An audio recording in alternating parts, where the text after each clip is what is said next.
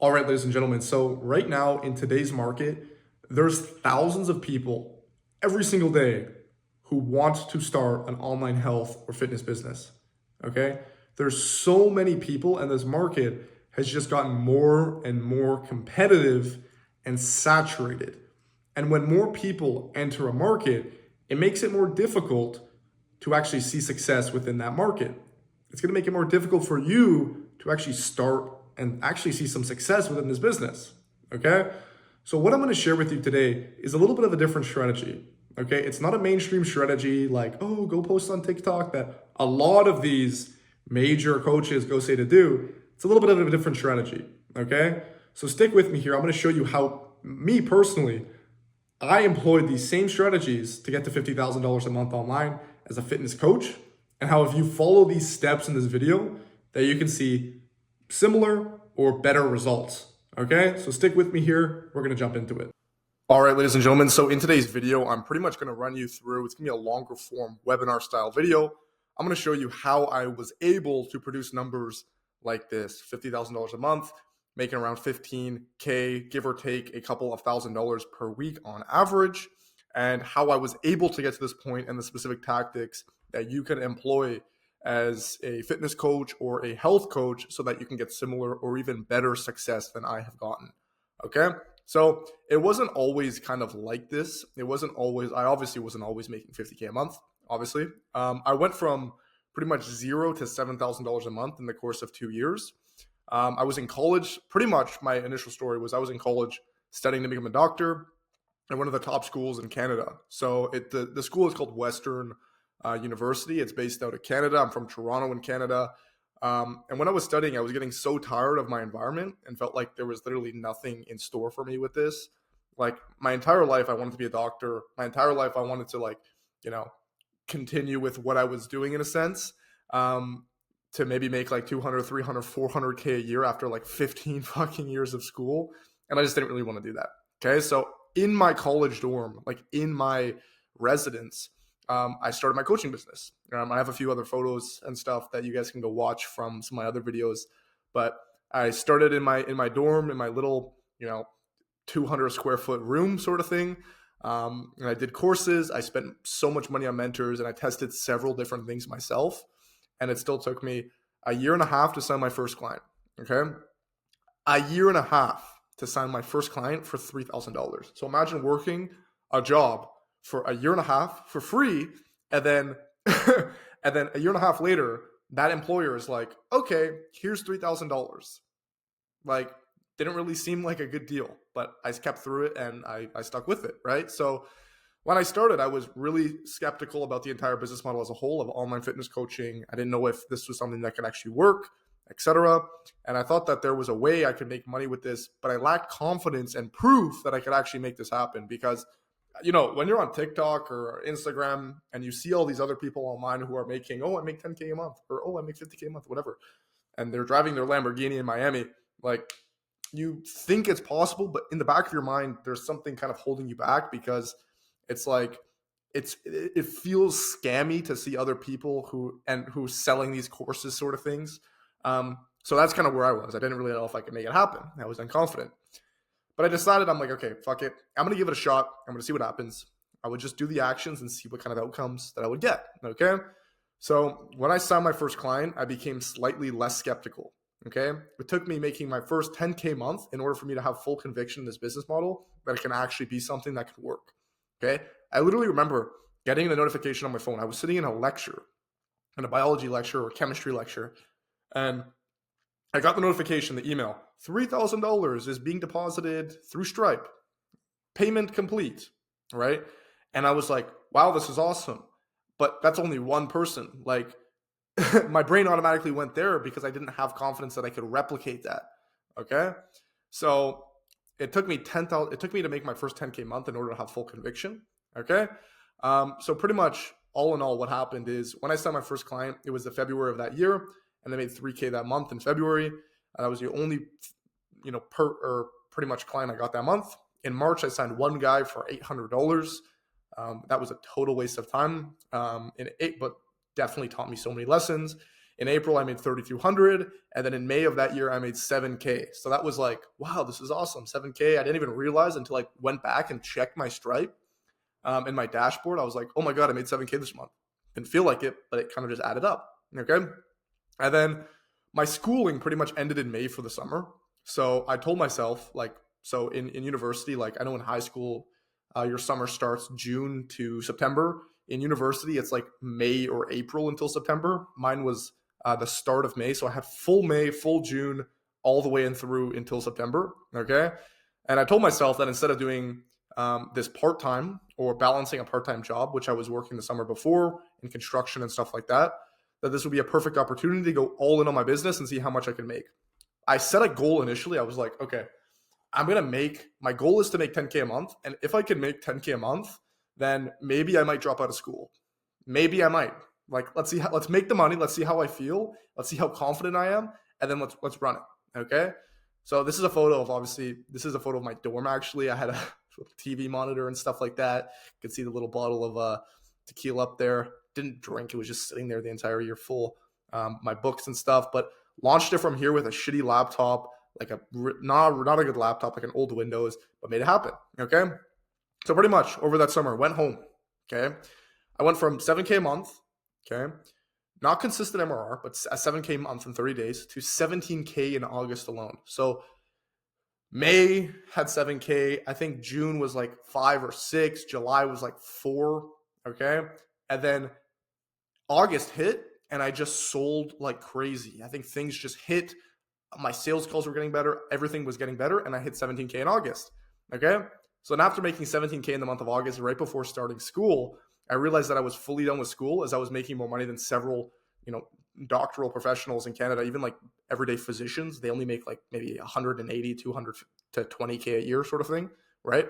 Because in Canada, it's different than the States. It's not privatized. So it's ran by the government, by the provincial legislation that you're in. So a little bit different, okay?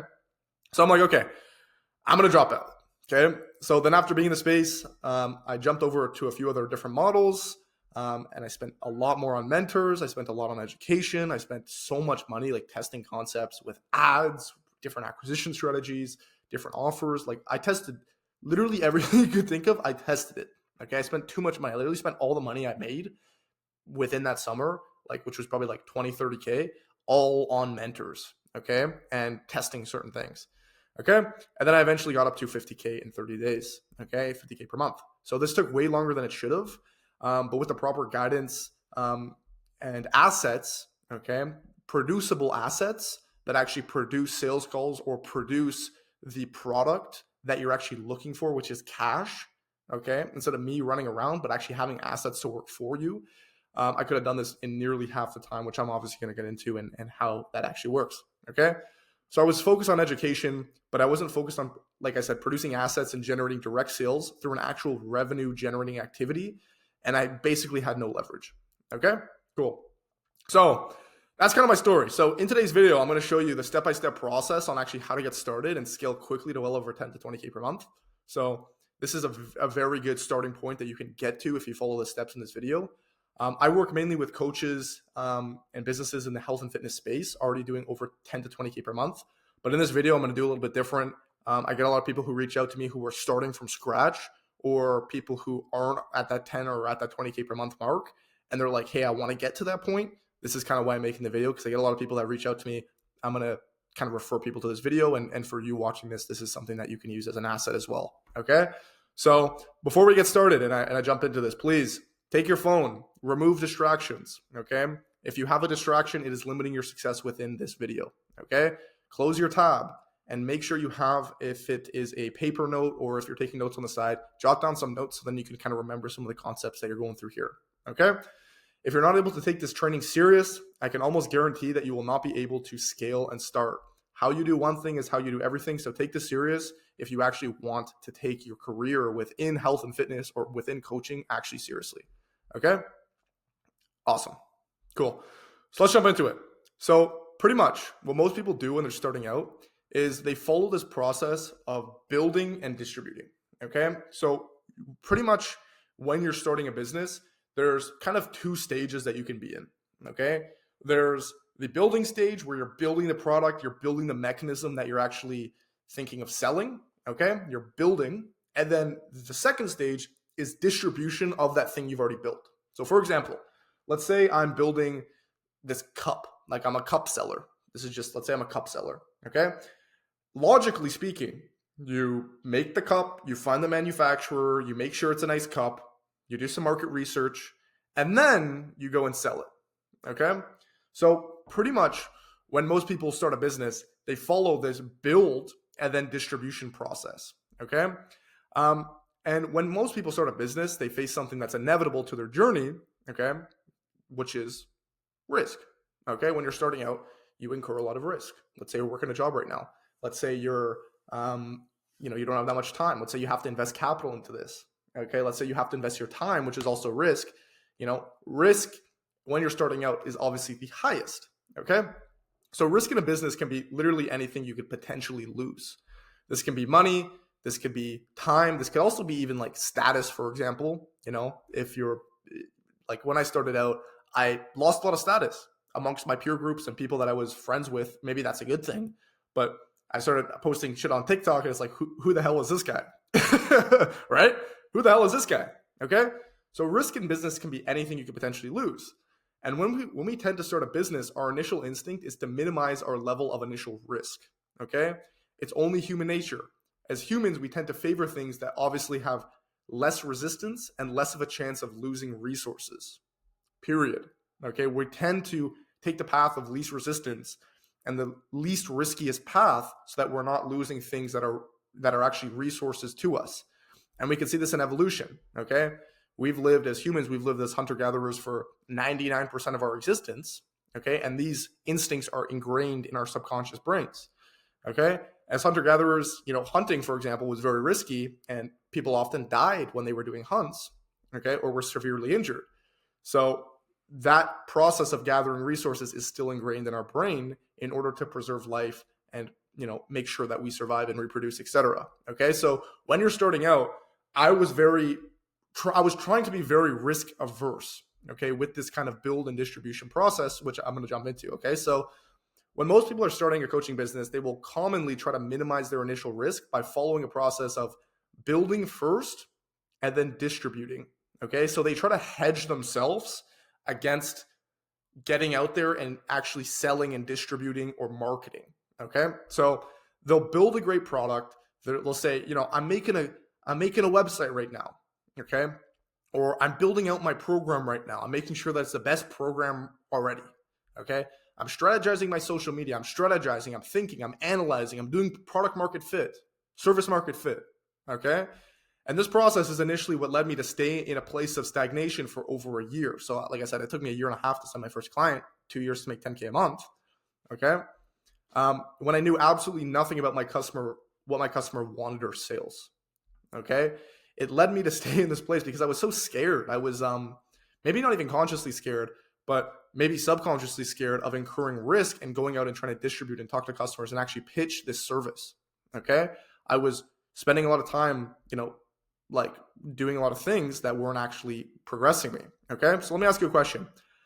How are you able to build something without first talking and seeing what customers want in the first place? And you are not allowed to say, well, I think, or I have a gut feeling about my service, or I know this guy who would probably buy this, or this guy is doing it this way, so I should probably do it this way. You're not allowed to say that. Okay. So how do you know what the customer actually wants? How do you know that the customer is going to resonate with that product or that service? How do you know that? The answer is you don't. Okay. And most importantly, your back end will be totally messed up and non-functional without sufficient volume. Okay. So right now in your mind, let's say you're starting or thinking of coaching. Your first idea is, okay, let me go build a couple programs, or let me go get trainerized, or let me go set up my back end. How do you know that back end is going to work with no customer flow to actually see if that system is viable in a sense? Okay. You're probably thinking, oh, Ashton, you're wrong. These systems have been used for, so many people use these, but I was actually wrong with that because I had that same assumption. And then when volume came into play and I took on a bunch of clients, it was like total restructure. Okay. So when I first started my coaching business, I was stuck in this building stage, like I said, for over a year. I was focused on learning how to build programs. Let me build the best program. I was focused on learning how to use softwares like ClickFunnels, Go High Level, Zapier, watching these massive tutorials thinking that this stuff was going to help when it didn't, okay? I was focused on buying automations. I was focused on hiring, okay? To give you an idea, I literally spent 2 weeks trying to find like media buyers, trying to find people to help me with ads, trying to literally hire for 2 weeks, thinking that that was going to help me once I started to get clients. It didn't, okay? I was focused on my onboarding funnel. Like, I was focused on building an onboarding funnel before I had clients, okay? I was focused on learning how to reduce client churn when I had no clients, okay? All while I had no clients, I was doing all of this preliminary research, okay? Which at the time felt like it was the right move, okay? So for you, if you're starting as an online coach, you're thinking, okay, I'm going to take courses. I'm going to build this backend. I'm going to use Trainerize. Is it MyFitnessPal? Is it, software automations? Are you building a website? Okay. So I did this. I got 0 clients, I had 0 clients, and I invested way too much time and money and resources before even having any actual paying clients. I had this perception in the back of my mind that the sales and marketing was going to come, but that it wasn't important right now. I was like, okay, yeah, no, eventually I'm gonna sell, of course. It's gonna be, it's gonna be not that hard. I already have an idea what I'm gonna do how to sell. You probably already think, yeah, I already know kind of how I'm gonna market. I'm gonna do this, I'm gonna do that, I'm gonna do short form, long form, whatever. Okay, but I gotta build my program first. Okay, so I was drowning my confusion and lack of whereabouts with more back end things, scared to do the real work that was inevitable. Okay, I needed to turn and face the madness. I needed to face the monster. I needed to fight the dragon. I needed to start before I was actually ready. Okay, so according to I hope this all kind of makes sense right here. Okay, because I spent way too long, and looking back, I'm glad I went through these stages because I know this right now. I'm glad I spent that year wasting my time feeling like I was doing a lot, but running in the same position.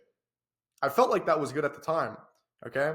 And I'm still glad I went through that, but I could have saved myself a year. I could be way farther ahead right now if I didn't spend time doing that, okay? So according to conventional wisdom, the first thing every founder must do is create a business plan, a static document that describes the size of an opportunity, the problem to be solved, the solution that the new venture will provide, okay? And typically it includes a several-year forecast or even, a plan, generally a plan of kind of like what you're expecting to make, your profits, your cash flow, your program, your backend, all this sort of stuff, okay? A business plan is essentially a research exercise written in isolation at a desk before an entrepreneur has even begun to build a product. The assumption is that it's possible to figure out the most unknowns of a business in advance before you actually execute the idea. Okay? So same logic.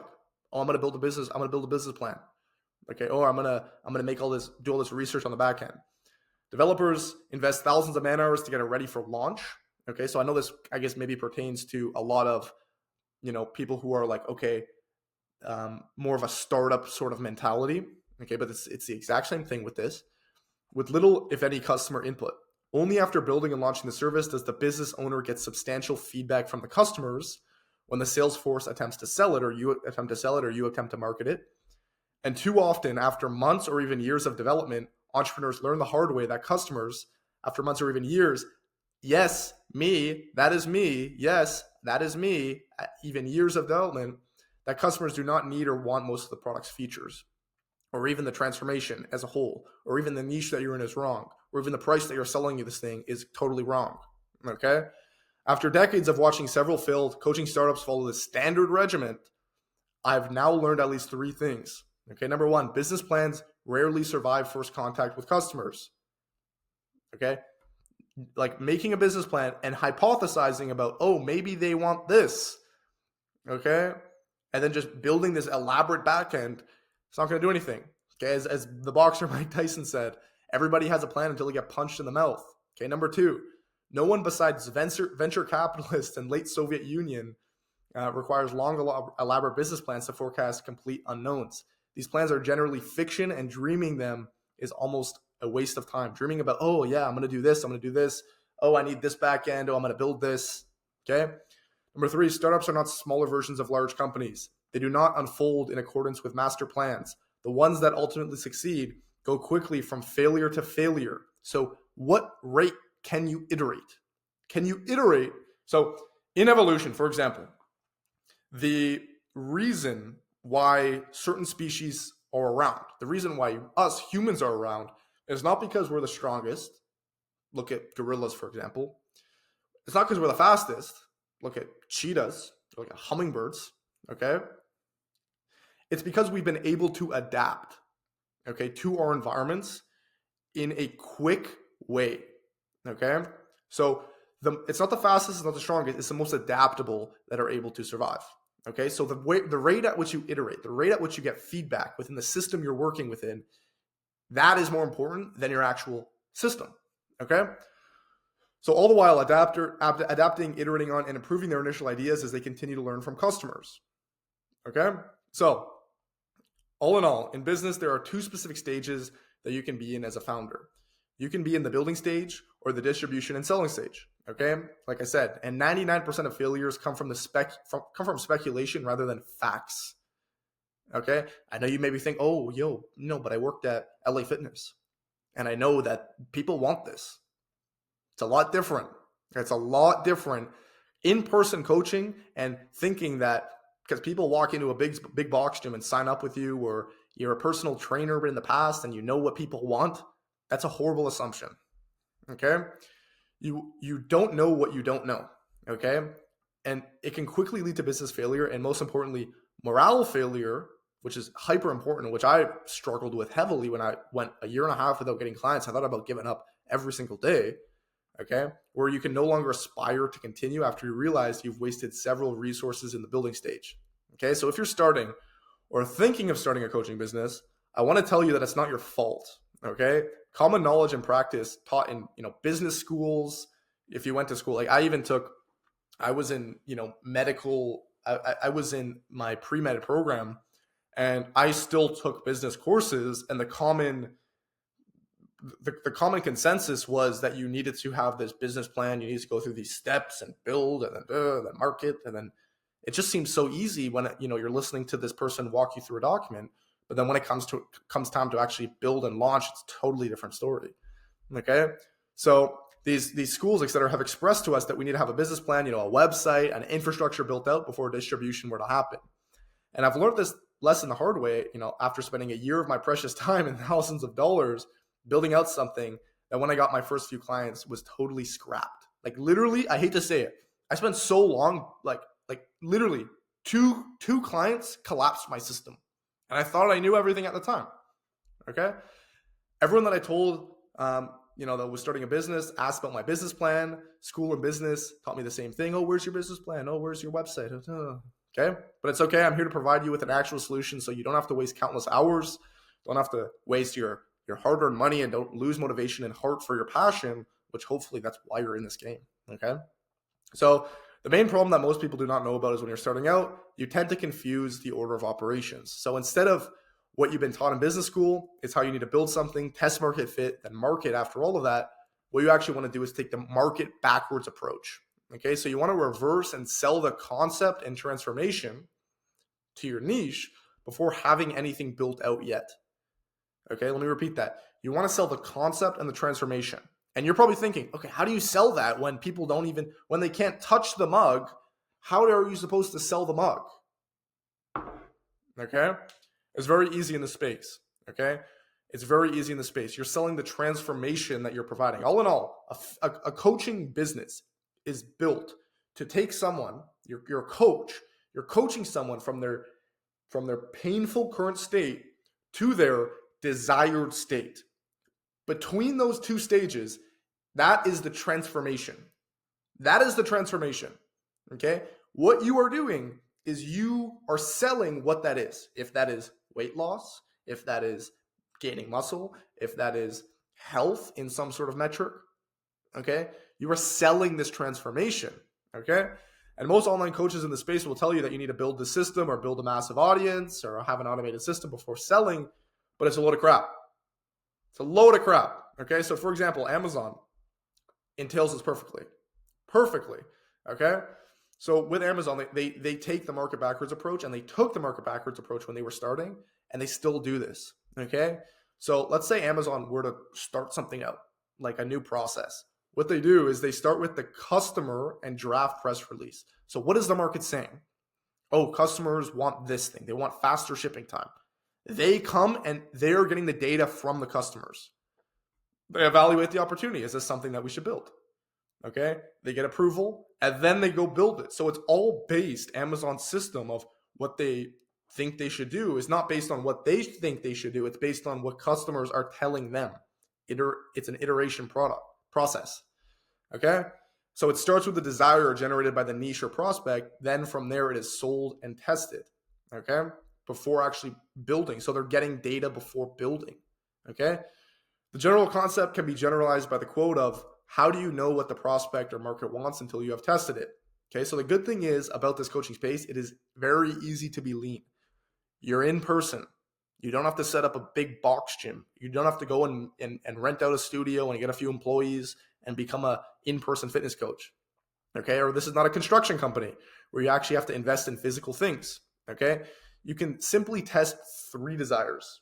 Okay, what I call them is your niche, so who you're selling to, your transformation is what you're selling, and the price is the price these people are willing to pay to achieve this transformation. Okay, based off of these 3 factors, people will either have a desire, yeah, this is something that I'm willing to pay the price for this transformation, okay, or they're not going to be super interested. Okay, I'm going to dive into this a little bit later. Okay, it's very easy to be lean, and very easy to just simply test these concepts. Okay, so now I'm going to tell you a little bit more about kind of startup culture and kind of why customers are always right. Okay, so during customer development, a startup searches for a business model that works. If customer feedback reveals that its business hypotheses are wrong, it either revises them, or pivots to new hypotheses. Okay, once a model is proven, the startup starts executing, building a formal organization. Each stage of customer development is iterative. It has to be iterative. Okay, a startup will probably fail several times before finding the right approach. Period. I failed so many times before finding the right approach. Okay, so number 1, founders translate company ideas into business model hypotheses. They test the assumptions about customers' needs and then create a minimum viable product. Okay, a minimum viable product in this case is your niche, transformation, and price. That is your minimum viable product. That is it. Especially it's very easy in the online space. Like I said, you don't have to make this massive in-person studio, etc. Okay, the most minimum thing that you can create in order to go and test and get feedback and iterate. Okay. Number 2, the startup continues to test all other hypotheses and tries to validate customers' interest through early orders or product or service usage. If there's no interest, the startup can pivot by changing 1 or more hypotheses. The product is refined enough to sell. Using its proven hypotheses, the startup builds demand by rapidly ramping up marketing and sales spending and scales up the business. Number 4, business transitions from startup mode with a customer development team searching for answers to functional departments executing its model. Okay, so this entire 1, 2, 3, 4 process is built off of having a minimum thing that you can test, getting quick feedback on that thing, not spending a year building out a system. Okay, it starts with the customer. Number 1, same thing, scientific method. For me, yes, I was in obviously more of a science. I have a science background, but when you're in high school or when you're in college, if you've done science before, when you're doing a lab, you have your you have your hypotheses. Okay, and then the hypothesis is, okay, I think this is going to happen. Then you go test it. You run the experiment. You get a conclusion from that experiment, and then you take that conclusion and do another experiment based on that conclusion. You run that iteration process several times. More times you're able to run that scientific method, the more data you will get. Okay, which is all in all, business is data. How much data can you collect about your customer? How much data can you collect about your backend, your mechanism, your price? Okay. And number 2, having a quick responsive development is very important. Having a lot of feedback really quick. So in contrast to traditional product development, in which early stage occurs in linear order, lasts for months. Agile development builds product in short, repeated cycles. So you're going to build things quick and launch and test quick. A startup produces a minimum viable product, so your NTP, niche transformation price, containing only critical features, gathers feedback on it from customers, and then starts over with a revised minimum viable NTP.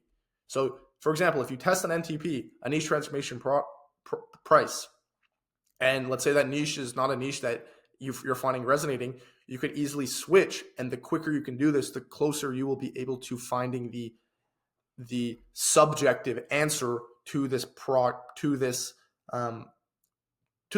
in general. Okay, so the more cycles and scientific experiments you can run, which is the same thing as this, okay, the closer you'll get to that truth. All right, so pretty much what happened is I'm going to share with you a quick case study about General Electric. Massive, like General Electric, massive company, $1 trillion company. They make cars, or they make batteries for cars. They are involved in refrigerators. They make AC units, all this sort of massive company. Okay, and pretty much what happened in 2010, this guy named Prescott Logan, the general manager, recognized that a new battery development by the unit had potential to disrupt the industry. He's like, yeah, I think we should manage this battery. We should make this new unit. We should start selling it, etc.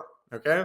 So instead of preparing to build a factory, because this is very large scale production, this is $1 trillion company, scale up production and launch the new offering, okay, as a traditional product extension, Logan applied very lean techniques, okay? So he started searching for a business model, and he literally just immediately went to customer discovery. He and his team met face-to-face with dozens of prospects around the globe. It's more business to corporation, obviously, so you're pitching high-level people. He's exploring, new markets, applications. He's pitching the thing before he even has it built out. Obviously, he has his minimum viable offer, his hypotheses, aka his hypotheses. Okay, these weren't sales calls. The team member left their PowerPoint slides behind and listened to customers' issues and frustrations with the battery status quo. And they dug deep to learn how customers bought industrial batteries, how often they use them, the operating conditions. And with this feedback, they made a major shift in their customer focus. They eliminated one of their initial target segments, data centers, and discovered a new one, which was utilities. So they pretty much created a new segment within their business, okay? In addition, they narrowed the broad customer segment of telecom to cell phone providers in developing countries with unreliable electric grids, et cetera, et cetera, et cetera. Eventually, GE invested $100 million to build a world-class battery manufacturing facility in New York, which opened in 2012, okay? So all in all, long case study. All in all, what they've done is this guy, Prescott Logan, the general manager, he could have went and said, okay, this is a great idea. Let's go build a factory. Let's go start, building this up, make sure the mechanism is good, make sure that we're able to produce enough units. No. He went pitched. He got feedback. Okay. So according to press reports, demand for the new batteries is now so high that GE is already running a backlog of orders. The first 100 years of management education is focused on building strategies and tools. Okay. Now we have a first set of tools for searching for new models as we start up. Okay. So now they have a backlog of orders because they've actually shifted several times, iterated. All right. Cool. So in conclusion, so all in all, why do you need to sell anything? Why do you need to sell before anything? Okay. Why do you need to get out there and pitch? Okay. Number one is you don't want to invest capital and time into a hefty back end that you don't know is desirable. How do you know what the client wants before talking to the client? Okay. One of the worst assumptions we can make as a business owner is assuming what the client wants, period. Okay. And B, your system will be undoubtedly flawed. With every system, there is an input to output. Just like this, you have an input to output feedback mechanism. Okay. Without volume of inputs into a system, you will not be able to validate its usage. I don't care how much you think you know about fitness coaching. Oh, I know so much about fitness coaching. I know so much about building programs. I got in shape myself. Or how you think it's easy. But when you have 100 active clients and look back on your process, you will cringe. And me looking back at what I used to think I needed to do when I didn't have clients, I cringe. Okay? So don't make that assumption. Okay? So for example, when I was first starting, so I've switched around markets quite a bit, but when I was first starting in the in-person gym market, yes, I know I jumped around quite a bit from market to market. I was offering ads and marketing to gyms and in-person personal training studios. I still have clients from this. I still do have active clients, and I still offer this as a side service. So if you're a gym, hit me up. um, but before actually trying to make sales, have conversations with prospects, pitch clients a price, pitch clients an offer and transformation, learn sales to that archetype, I performed over, like I said, 20 interviews with media buyers and ad specialists. This took 2 weeks of my time to hire someone. I built out a massive website that took 2 weeks of my time. You have to do DNS. You have to find web hosting. I was getting other people to consult for me. I actually got a guy to build it on Webflow. I invested in the software to make my backend better. Okay. And then when I got a few of my first in-person gym clients, I was literally embarrassed at the level of the system that it was performing at. Okay. I had to change my process constantly day to day. Okay. Day to day, it was failing. And this was with like maybe 3 clients. So I was like, okay, if I have 30 clients, what the fuck is going to happen? Like, I'm going to get destroyed. Okay. It's all failing my initial perception. So I fired my initial person. I had to relearn the systems and ads fast enough to keep up with my clients' demands, which is honestly the best way. Okay. Because I was only doing what I needed to do in order to get the client results, period. It was chaos, but it taught me everything I thought I once knew was totally incorrect. I wish I turned and faced the monster before trying to hedge my time and being risk averse with, oh, I'm going to, build. Okay. So I hope you guys get this point. I know I'm harping a little bit on this point, but I hope you get this point. Okay. So what are the steps that you need to start with this as a fitness coach? Can you really just go and sell? Okay. So number one, you do need 2 things. You need a minimum viable service. Okay. So hypotheses. So what I call that is an NTP. And you need a way to validate this through getting and having conversations with potential prospects. Okay. So an NTP is, like I said, a niche transformation price. And any business is created off a niche transformation price, mechanism, and access channel. Okay. It's built out here. I wrote it out here. Okay. So for example, niche is who you're helping. Transformation is the promise made to the niche. The price is the price that the niche is willing to pay to have the promise fulfilled. The mechanism is used to deliver the transformation. Okay, so in terms of fitness coaching, a mechanism could be something like, let's say you have an app, for example, you Trainerize, or a specific level of diet. It could be like carnivore diet, the mechanism used to actually get that result. The access channel is the traffic and conversion mechanism to get people.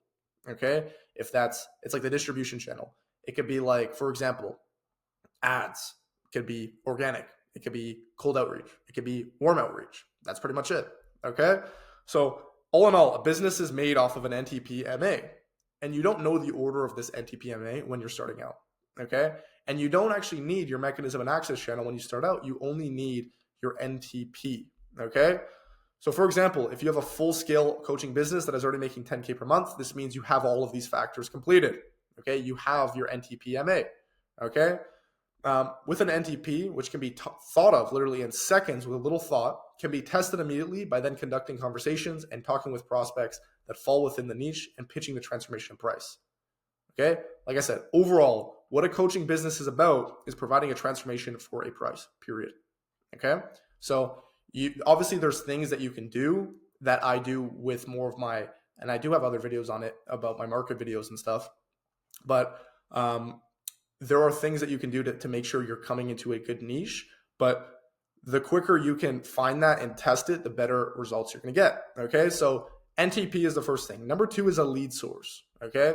So when I talk about having an initial lead source, this is very different than having a full scale marketing system. This is very different than having ads that are spending $200 a day. Very different. Okay.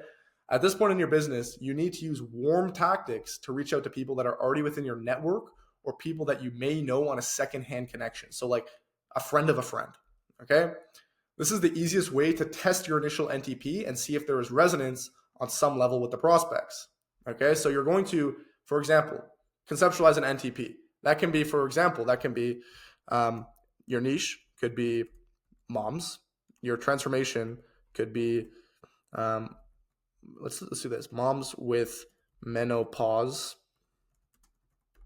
You can go hormone problems or hormone whatever. Okay.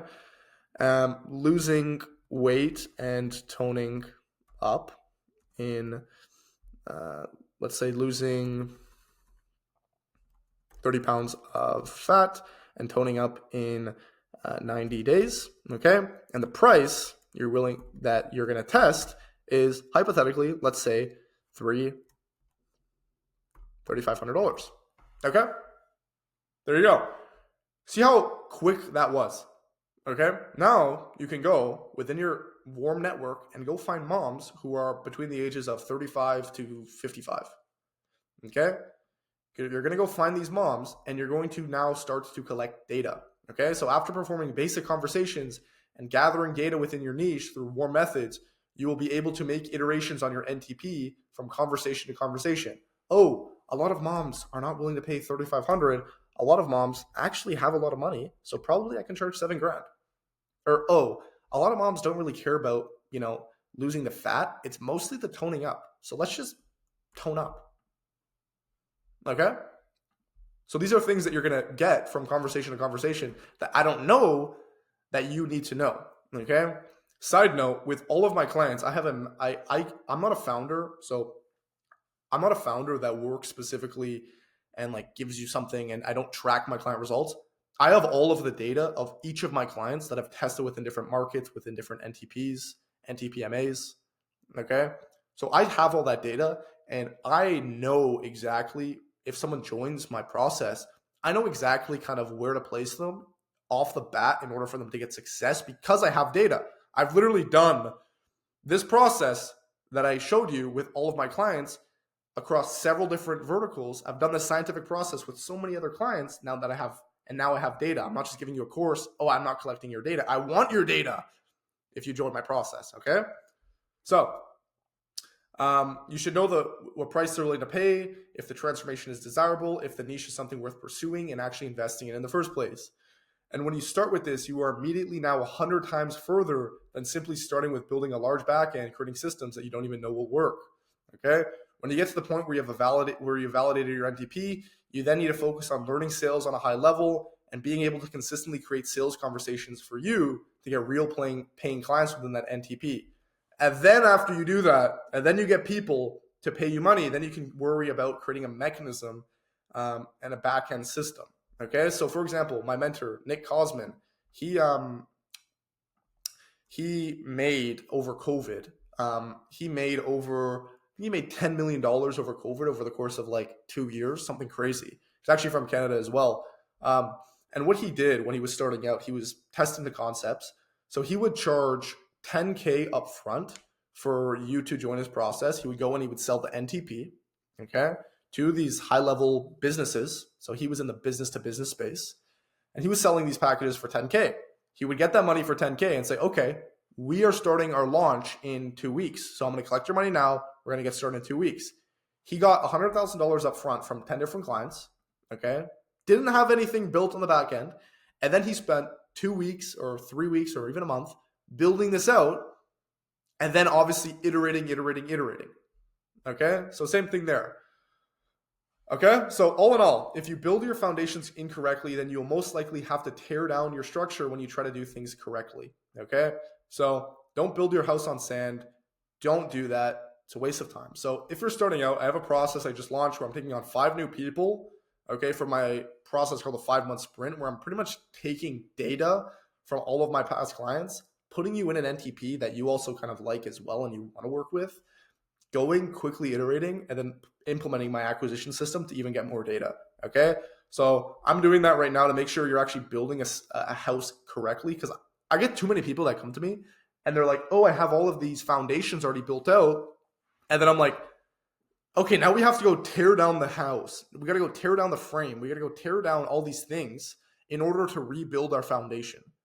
Okay. So it's very tricky, because if someone comes to me and they have great foundations, they already have these things implemented and they have this amazing foundation that's very solidly built. But I'm like, okay, acquisition system, easy. Ads, sales team, boom. Let's run it. And it just works. Okay. This is a little bit different if you're starting out. Okay, cool. So thanks for watching. I hope you have value from this video nonetheless. Go down, leave a comment. Let me know a question. If you had a question about this video, leave a question if you made it to the end about, oh, I have a question about this. I'll gladly answer you. I answer all comments. And that's pretty much it. So thank you for watching. I hope you got value.